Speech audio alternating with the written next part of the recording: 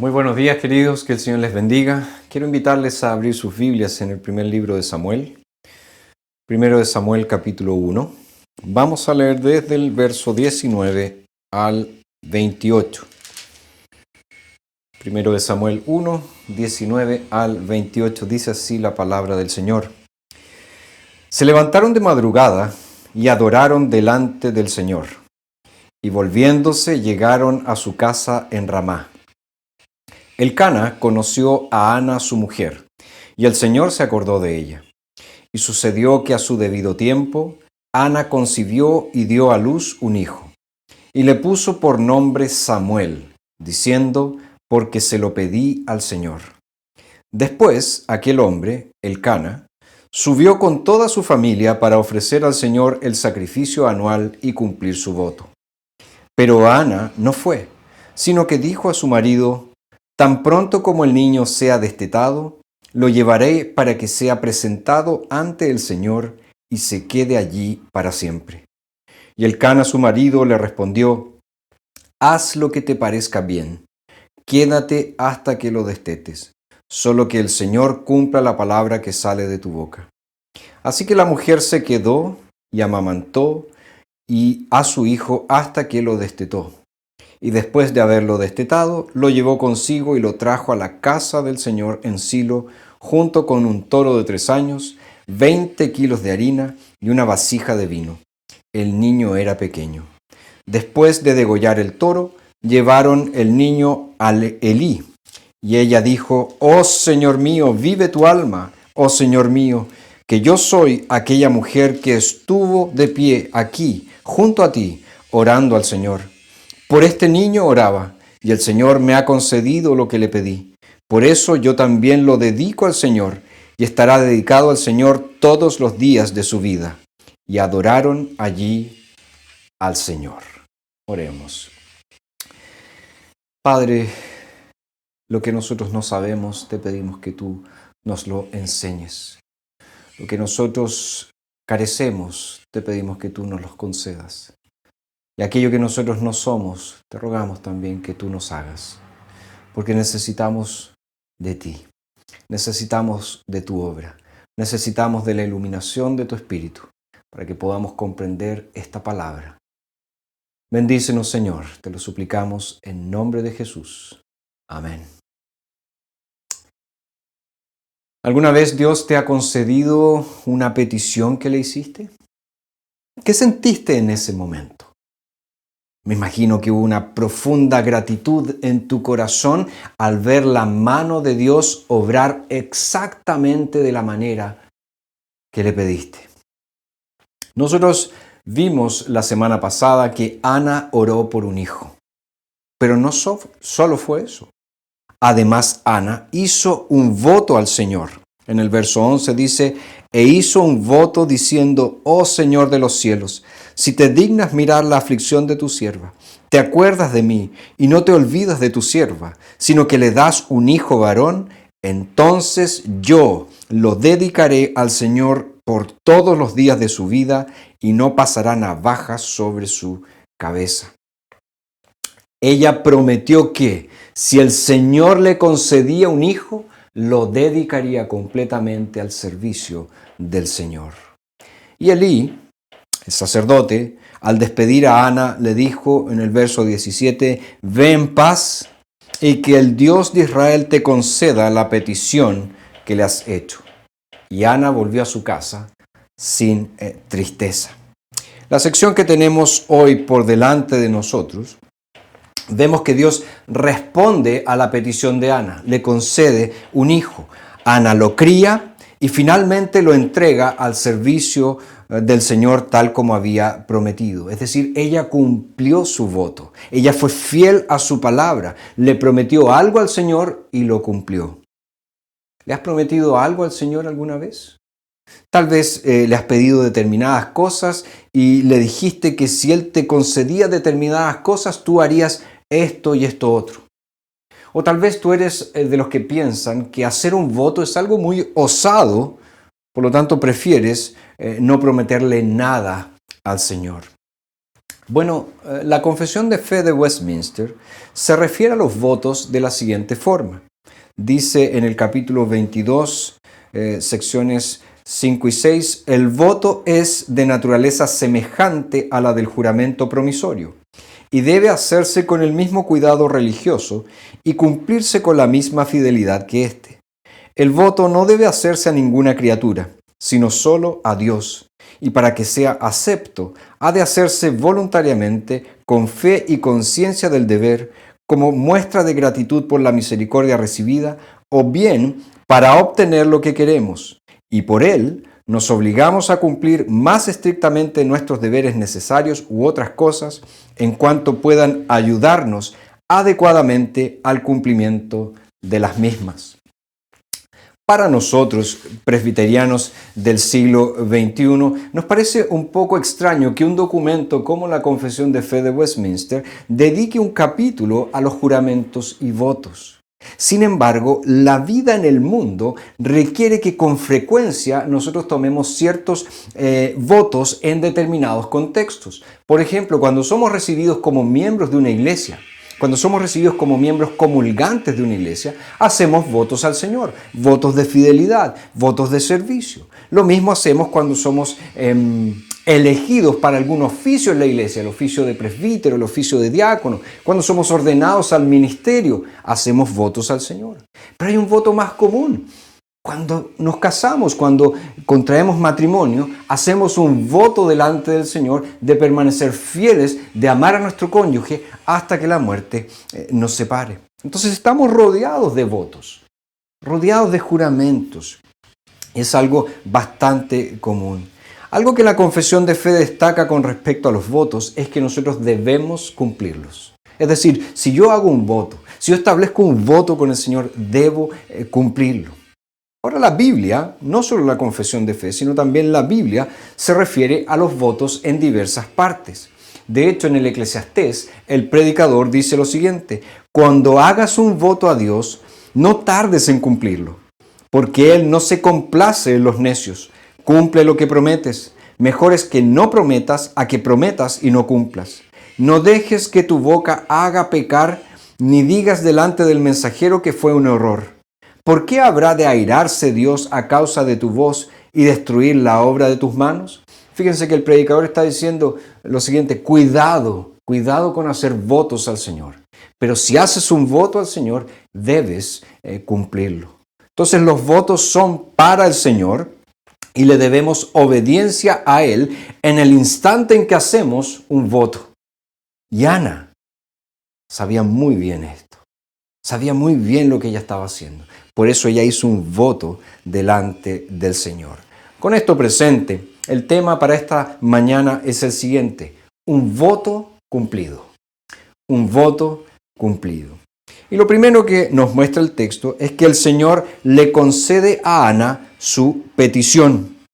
En el inicio de esta sección, nosotros vemos que Elcana y su familia, es decir, Ana, Penina y los hijos de esta última, se levantaron de madrugada y adoraron delante del Señor, nos dice el verso 19. Interesantemente, esta sección comienza con adoración y concluye con adoración, porque en el verso 28 dice: y adoraron allí al Señor. Esto de por sí ya nos dice algo. Algo nos está indicando el autor al comenzar esta sección con adoración y concluirla con adoración.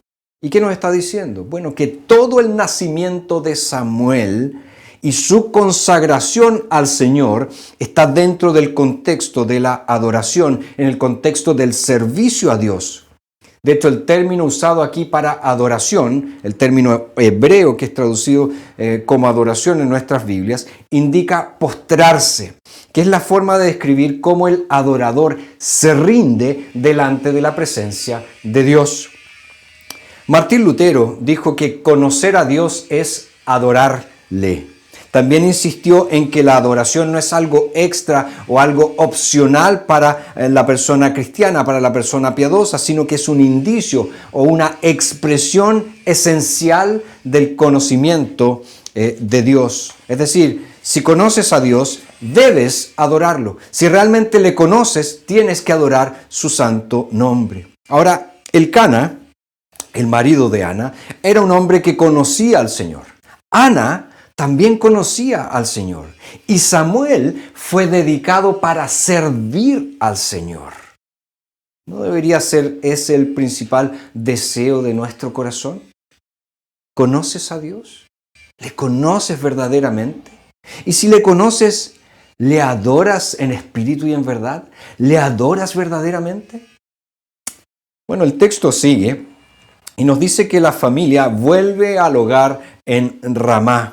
Entonces nos dice el verso 19, Elcana conoció a Ana, su mujer, y el Señor se acordó de ella. Obviamente esta expresión conoció a Ana se refiere a que tuvieron intimidad sexual. Pero notemos la expresión, el Señor se acordó de ella.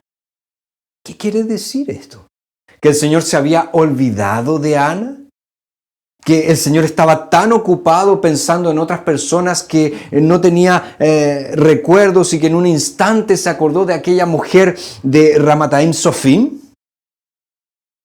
Claro que no. El punto aquí es que el Señor pone su mirada, pone sus ojos en Ana. ¿Para qué? Para responder a la petición de ella.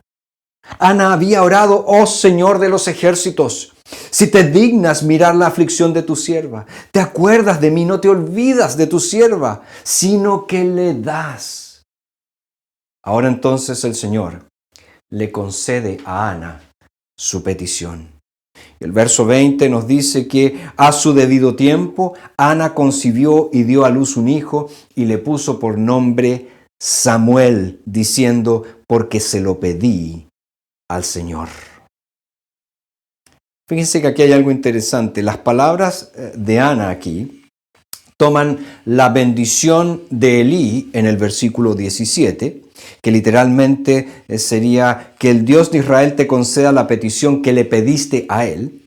Y parece ser que Ana toma estas palabras de Elí y hace un juego de palabras, porque ella dice literalmente, le puso por nombre Samuel diciendo,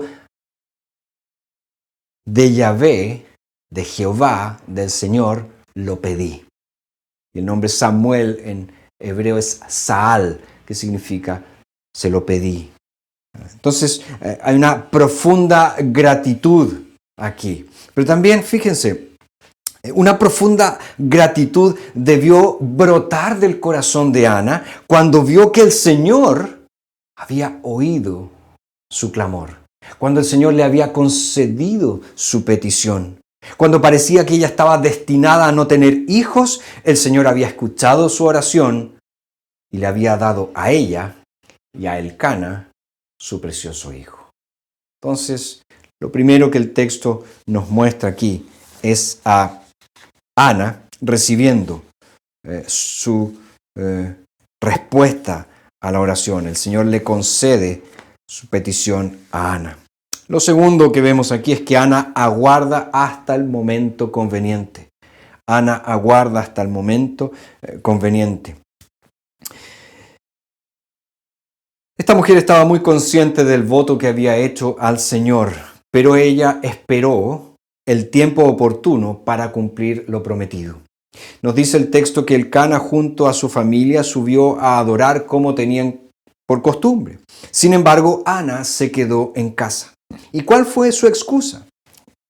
Ella le dijo a Elcana en el verso 22, tan pronto como el niño sea destetado, lo llevaré para que sea presentado ante el Señor y se quede allí para siempre.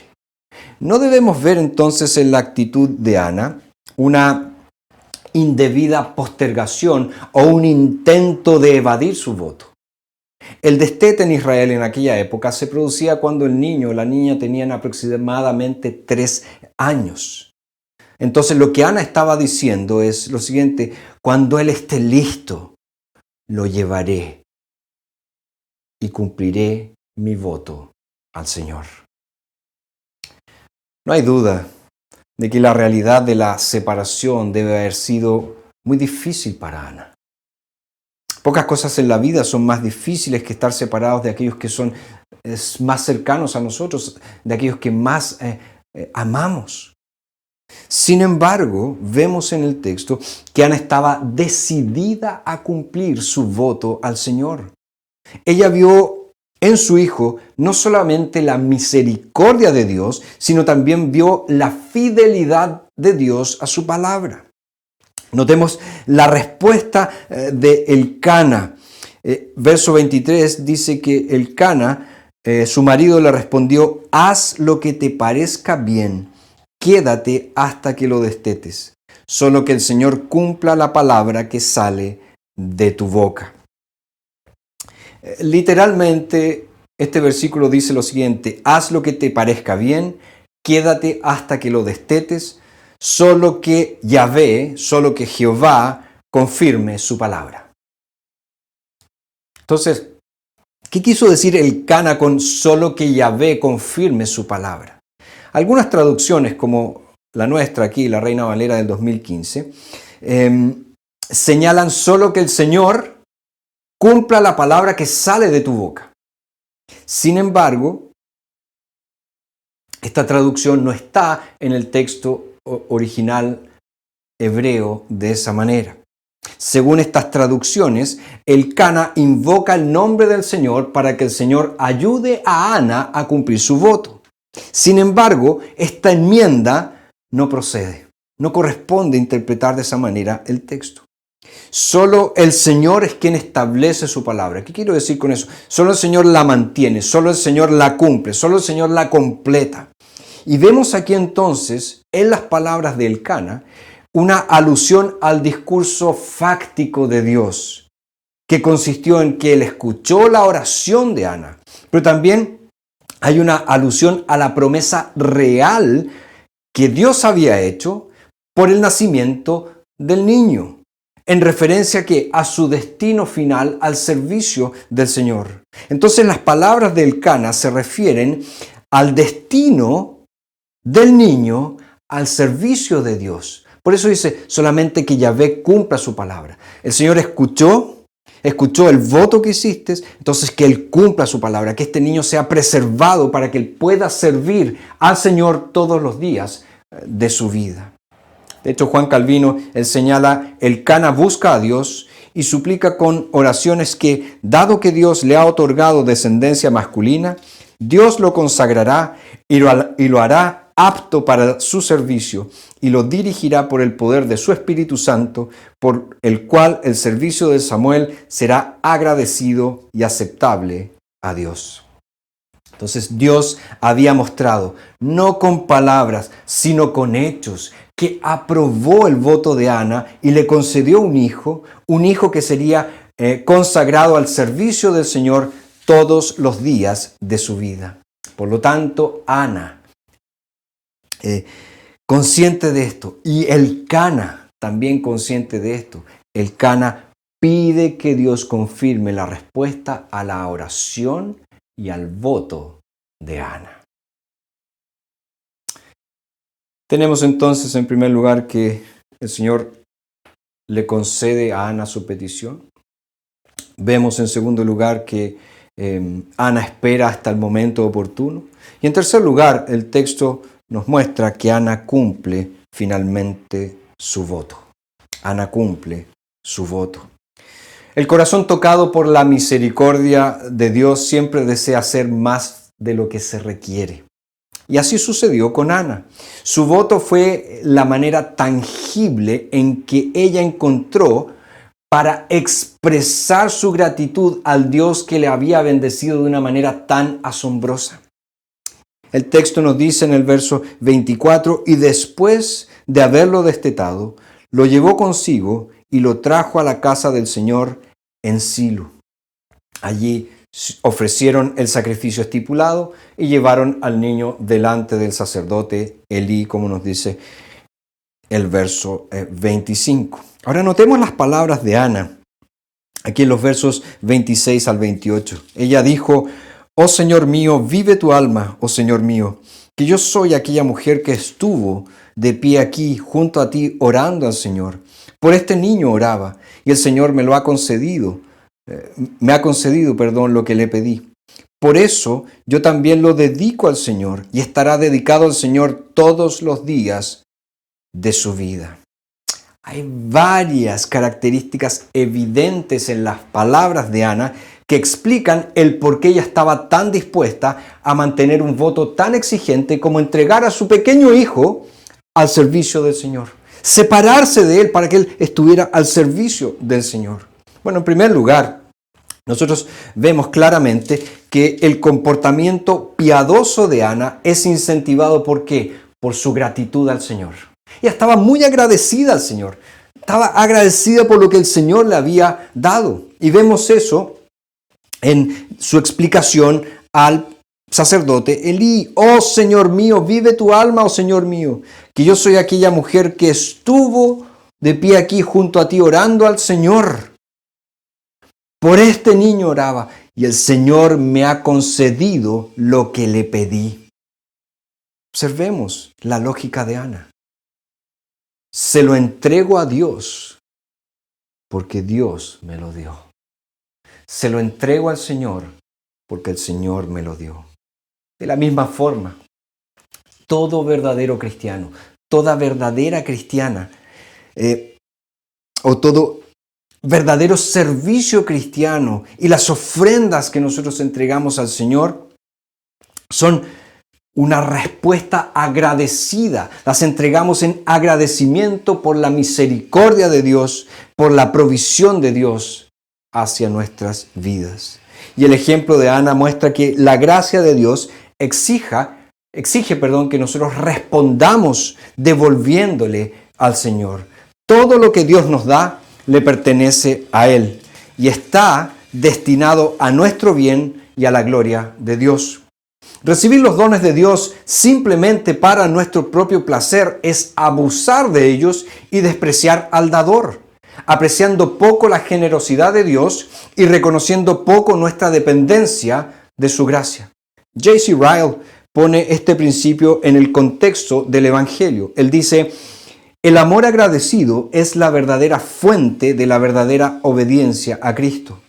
Los hombres nunca tomarán la cruz y confesarán a Jesús ante el mundo y vivirán para Él hasta que sientan que están en deuda con Él por el perdón, la paz y la esperanza. Los piadosos son lo que son porque aman al que los amó primero y los lavó del pecado con su propia sangre.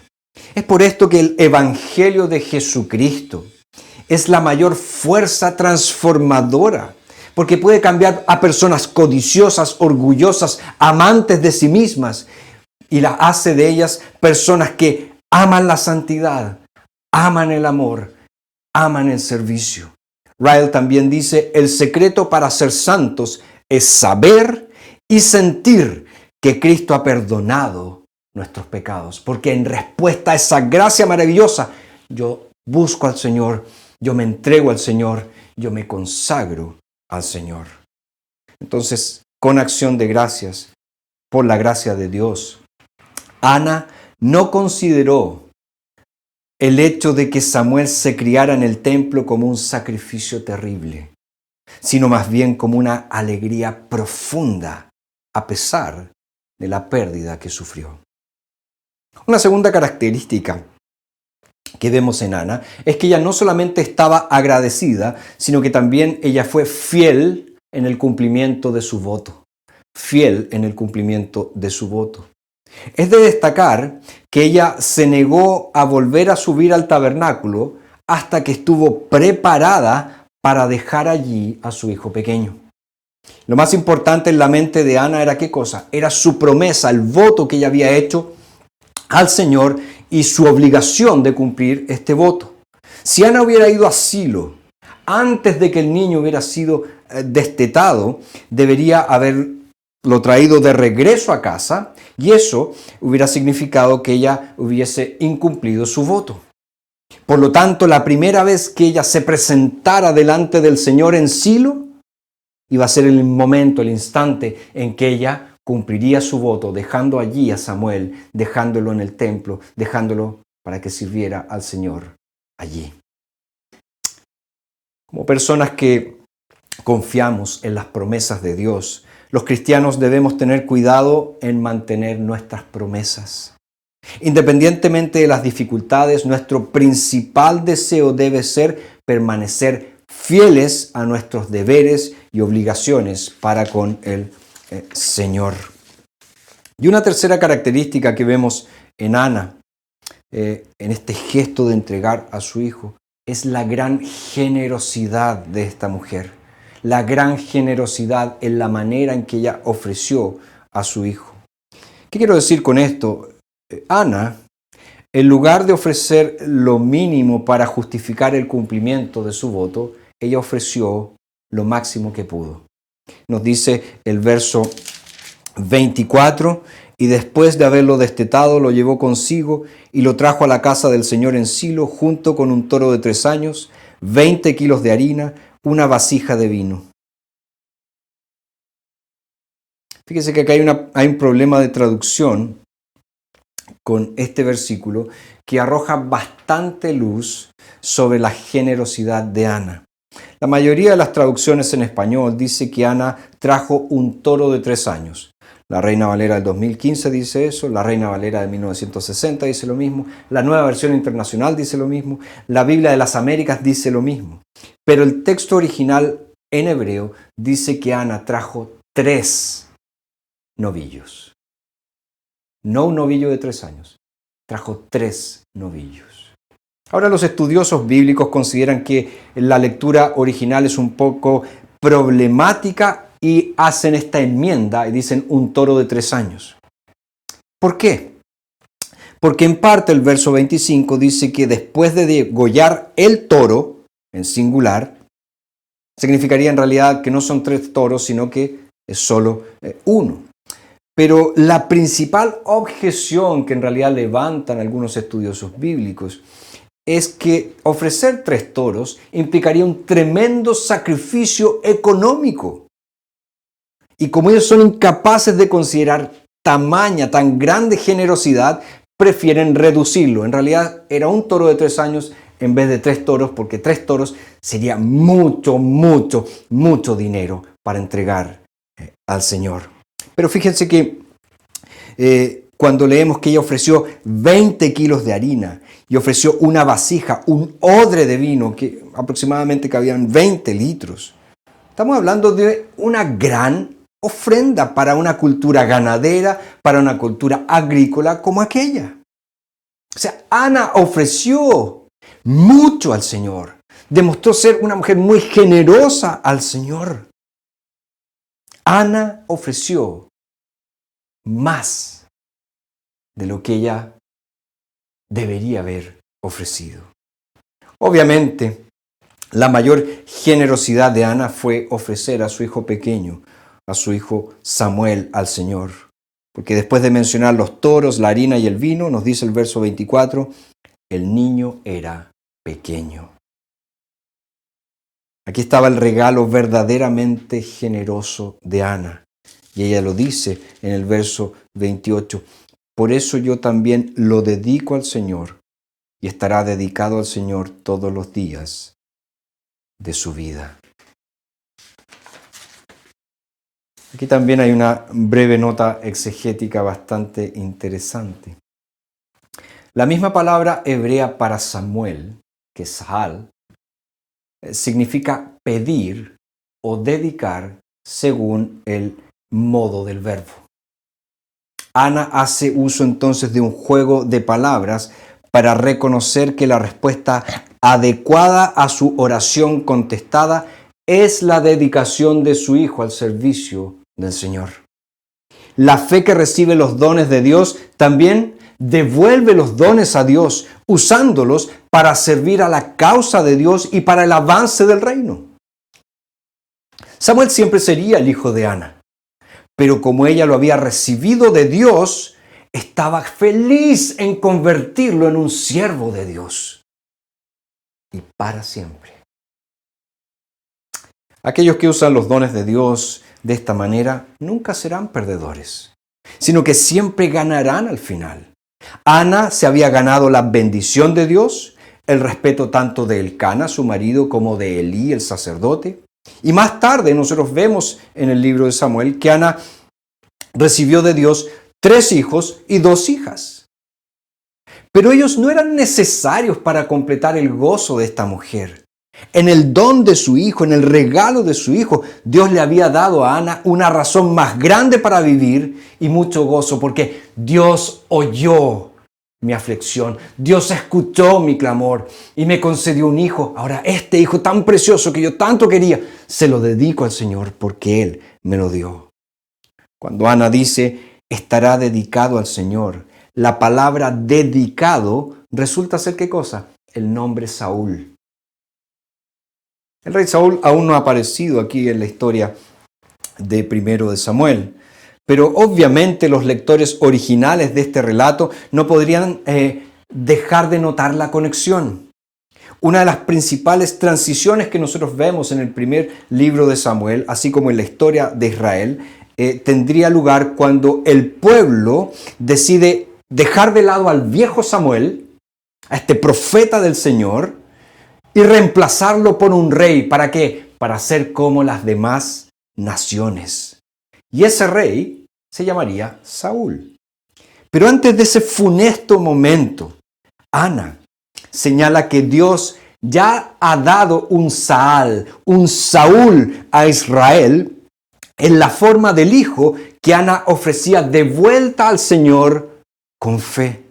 De esta manera, Ana prueba que Israel nunca tuvo la necesidad de rebelarse contra el Señor al llamar a un líder mundano como fue el rey Saúl, ya que Dios había demostrado su voluntad de proporcionar un verdadero Saúl en la persona de Samuel. Como Ana, los creyentes de hoy pueden confiar en el Señor al ofrecer todo lo que Él nos ha dado a su servicio, sin necesidad de reprimirnos o desear más dones mundanos para nuestro propio disfrute y seguridad. Déjenme terminar con algunas aplicaciones.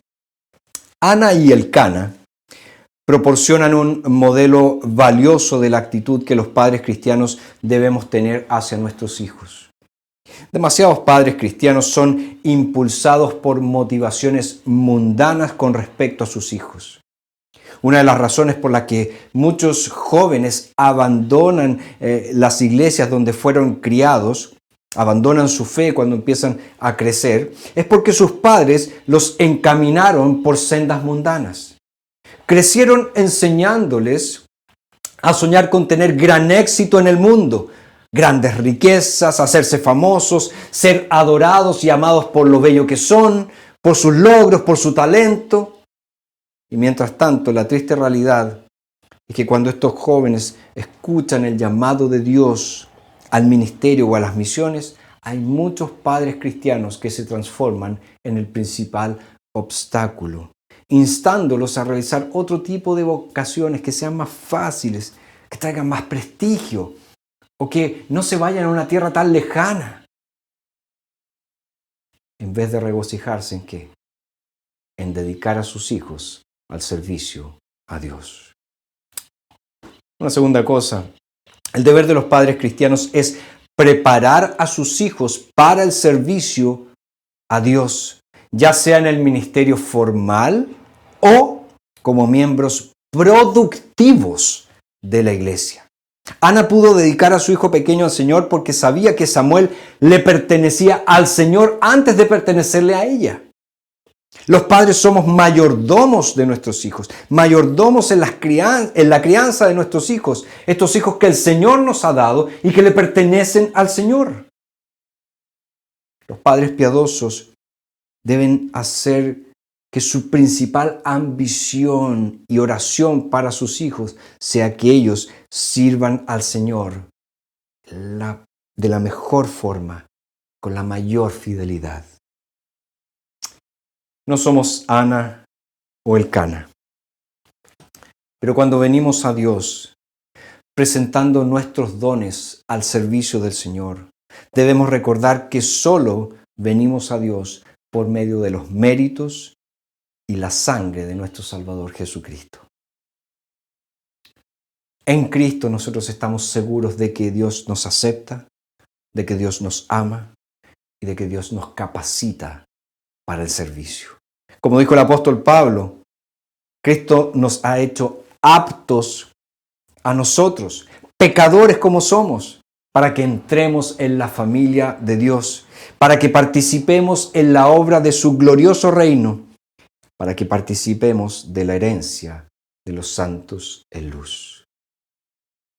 Ese es el mayor privilegio que nosotros tenemos. Y todo lo que recibimos del Señor, todo lo que Él nos da, debe ser dedicado, consagrado al servicio del Señor. ¿Estás dispuesto a eso? ¿Estás dispuesta a eso? A entregar todo lo que Dios te ha dado para su servicio. Quiera el Señor que cada uno de nosotros pueda hacer eso. Oremos. Padre, gracias te damos, porque tú eres el Dios que hace maravillas, el Dios que hace que una mujer estéril pueda volver a producir y pueda tener un hijo. Pero así como Ana consagró lo más precioso que tenía a tu servicio, nosotros queremos darnos completamente todo lo que somos, todo lo que tenemos a ti. Que tu iglesia aquí en Curicó, una iglesia caracterizada por el servicio absoluto al Señor. Te pedimos estas cosas en nombre de Jesús. Amén.